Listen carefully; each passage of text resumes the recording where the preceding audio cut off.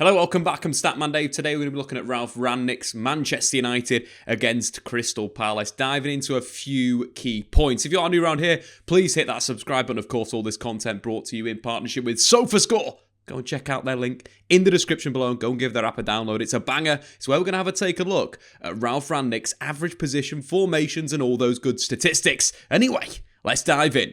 So I think first and foremost, the first thing we've got to look at Ralf Rangnick's Manchester United, of course, is the formation. Man United moving away from Solskjaer's 4-2-3-1. I think this is a real positive. The change in shape will allow a certain number of things for United. I think first and foremost, two centre forwards will allow United to create more chances, but also have those options to play into feet or look for those balls into the channels. So that was the first thing we saw with Rangnick's Man United, a 4-2-2-2. Looking at the average positions, you can kind of see it clearly defined.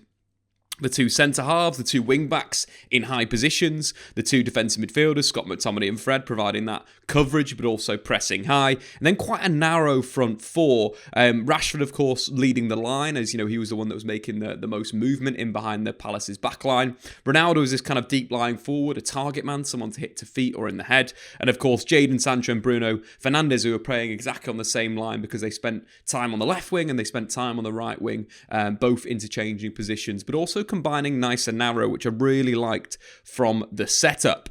In terms of key players for Manchester United, of course, Fred got man of the match and won the game with a fantastic goal with his right foot. But I think in terms of two players I thought really impressed me in the game were both Alex Telles on that left-hand side and Diogo Dalot. But they impressed me for a number of reasons. So let's tactically have a look at the role of the fullback for Manchester United against Crystal Palace. I think first and foremost, one of the big things that they provided for United, as the likes of Sancho and Bruno kind of narrowed up, with the centre forwards, of course, we saw quite a lot of movement with the centre forwards actually being wider than the two number 10s or the two interiors. But we saw them quite narrow in that sort of sense, with Rashford and Ronaldo providing that sort of vertical depth and vertical playing of the pitch, and the two interiors inside for that ball playing option. But I think one of the big things we saw from fullback was the amount of space they had in the final third. Of course, fullbacks are very, very important in the modern game, and Ralf Rangnick likes his fullbacks to play, as he mentioned, as wingbacks. I think one of the big things for Manchester United and what that could mean in the future is a lot of balls into the box, but we frequently saw Telles and Diogo Dalot crossing from deep areas. We haven't quite seen that previously for Manchester United in recent years, but that was a big part of the game, and I think United will continue to do that. But the importance of those fullbacks in the final third, to provide the width and also, to isolate players 1v1. I think the use of two strikers and how Ralf Rangnick does it kind of pins the opponent's back four, which just leaves acres of space for both Dalot and for Alex Telles. Of course, Diogo Dalot was massively important for the winner, driving in from the right-hand side, cutting onto his left foot, then playing a beautiful sort of reverse pass for Mason Greenwood to cut it back to Fred. But that kind of intuition and drive in the final third we haven't seen from Manchester United really this season, with Diogo Dalot and Alex Telles at fullback. That's going to be really important. But not just in the final third, it was important for fullback, especially on the left-hand side. We frequently saw the ball moved out to that left wing to Alex Telles.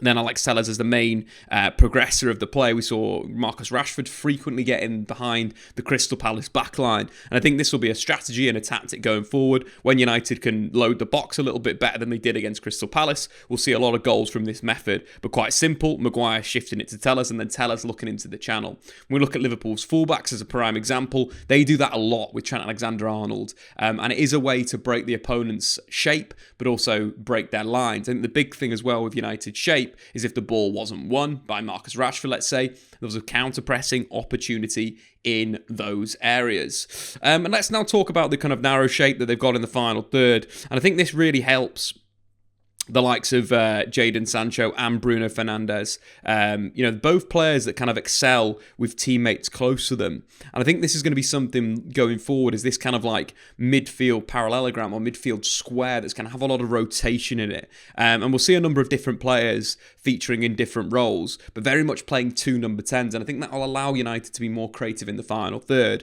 A lot of the creativity this season has come through Bruno Fernandes, the top chance creator in Europe this season. And I think getting Jadon Jadon Sancho, frequently in between the lines, on the ball in either wide areas or narrow or central, is going to allow United to, be more potent in the final third. I think Cristiano Ronaldo's job and role in this side is kind of, an interesting one. He is that kind of direct option to feet or to his head. But I think the chances will come. We mentioned the fullbacks crossing previously, and I think that's going to be a big part of the offensive play for United as they go through in Ralf Rangnick's reign. That'll be a big sort of component, Rashford and Ronaldo, or Cavani and Elanga, let's say, or Cavani and Mason Greenwood, or Cavani and maybe Anthony Martial. I think there's a number of options for Ralf Rangnick to rotate that attacking unit and put different sort of solutions in different roles. I think from a pressing perspective, United were absolutely fantastic. Their best pressing of the season. Of course, they won the ball back 12 times in the final third, the most they've done that since Sir Alex Ferguson left the football club, which was a long time ago.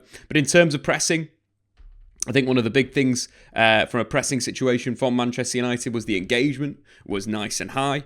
United kind of engaging with those front four players, McTominay and Fred, providing either coverage or alternatively pressing to pick up that deep defensive midfielder. But I think what was also really impressive from the fullbacks, Alex Telles and Diogo Dalot, was how aggressive they were on Zaha and Ayew in terms of when the ball was finally moved to them, straight away pressure on the back.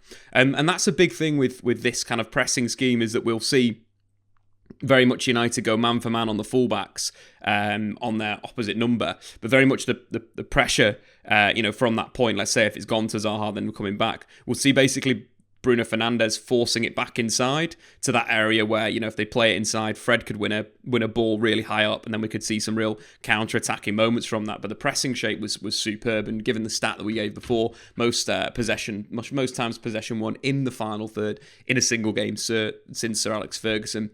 But just to finish things off with a few statistics, Diogo Dalot was absolutely fantastic in the final third, won 3 out of his 4 tackles, 1 chance created, 11 long balls, 9 completed, 2 out of his 3 crosses completed a dribble, created a chance. Probably man of the match was Alex Telles. Again, that ball progression option. Won 7 out of his 9 tackles in the game, 7 out of his 13 ground duels. Had the most touches on the pitch with 105.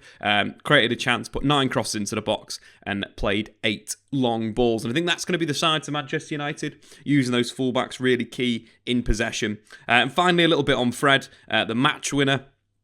And a player that we know that can excel in these pressing teams. Fred's a player that is good in the final third in terms of winning the ball back. That's kind of where his skill set lies. And if he can continue to do that, fantastic against Arsenal, brilliant against Crystal Palace. United have got a superstar in that, won 7 out of his 9 tackles, showing that effectiveness high up the pitch, completed 5 out of his 6 long passes as well, 96 touch of the ball. Fred was absolutely superb against Crystal Palace and the match winner. So hopefully that can continue. Thanks for watching, guys. Do get into the comments below. What did you make of Manchester United under Ralf Rangnick for the very first time? Of course, check out SofaScore in the link in the description below. I've been Statman Dave. Subscribe if you're new. We'll see you later.